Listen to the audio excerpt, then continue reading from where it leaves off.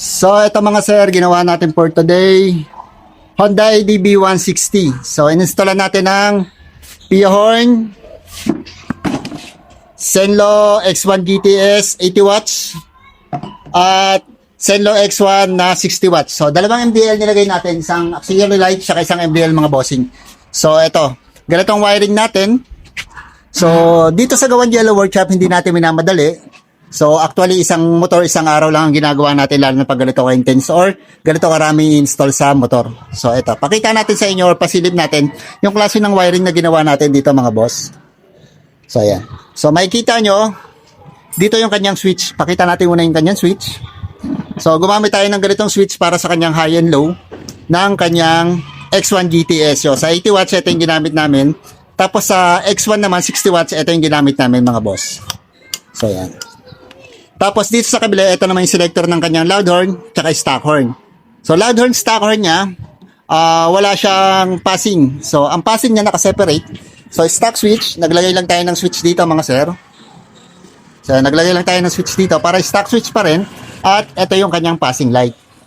Tapos yung relay, wiring natin, mula dito sa mga switches, makikita nyo yan, naka-nylon sleeve yan.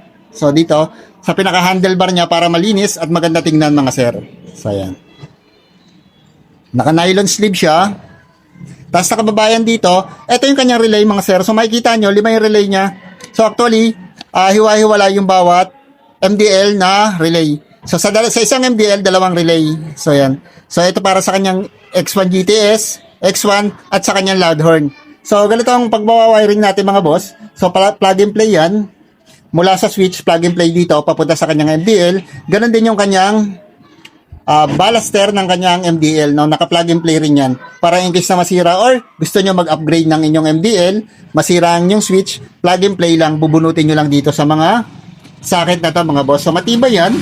Gumagamit tayo ng quality na socket, no? Na terminal pin. So yan. So ito. Ayun, naka-plug and play siya. Tapos dito, ito yung kanyang X1. Tapos ito naman yung kanyang X1 GTS. So, tapos ito yung relay. Tapos ito naman yung kanyang loud horn. So ito yung isa. Tapos yung stock niya ayon. Na magkatabing isang loud horn niya, isang Pia horn, tsaka yung stock. So ganito, plug and play rin yan. Wala tayong pinuputol na wire mga sir. So ayan. Tapos dito naman yung isang Pia horn. Yan, dito. So plug it. Tapos ito yung kanyang, yan, naka-nylon sleeve yan. Makita nyo nakababa. Yan, nylon sleeve. So, makita nyo walang mga wire, walang kalat-kalat na wire. Tapos, pagdating dito, pumasok siya sa may battery doon. Mula sa battery, naglagay tayo ng 2 fuse. So, isa sa MDL at isa sa kanyang horn.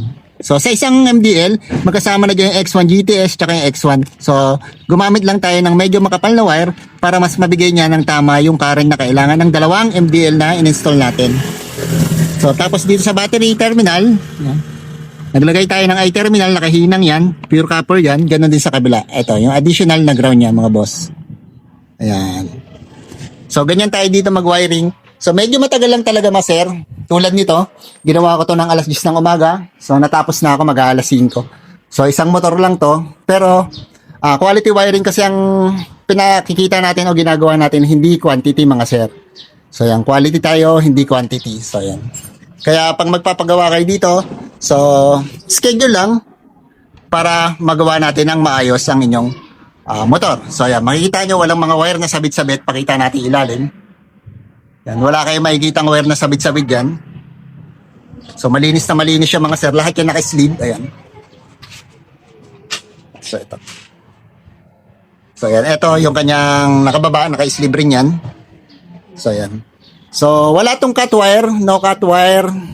So, isang wire lang ang kinukuha natin sa accessory wire. Hindi tayo nagka-cut, nagtatap tayo mga sir. Hindi tayo nagsisingit.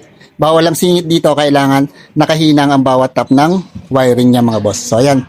Honda ADB 160, X1 GT 80 watts, X1 GTS 80 watts, Senlo X1 60 watts, at Pia horn dual mode. So, stock to loud. So, ayan. With passing. So, pakita natin sa inyo mamaya pag nabalik ko na yung kaha, yung function niya mga sir. So, ito na yung sample na ilaw ng Senlo X1 GTS 80 watts tsaka Senlo X1 na 60 watts. So, ito yung kanyang stock na ilaw. Yan.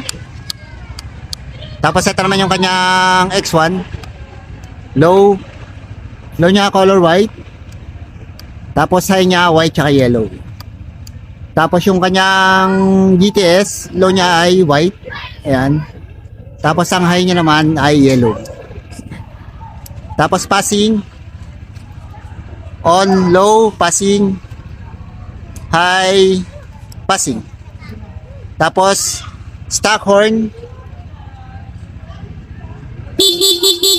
Loud horn. Loud horn niya walang kasamang passing, so bawal kasi yung mga boss, kaya stock lang tayo ng busina lang. Pag gusto mo ng passing, may passing naman eh. So on natin, low ng X1, high ng X1 GTS.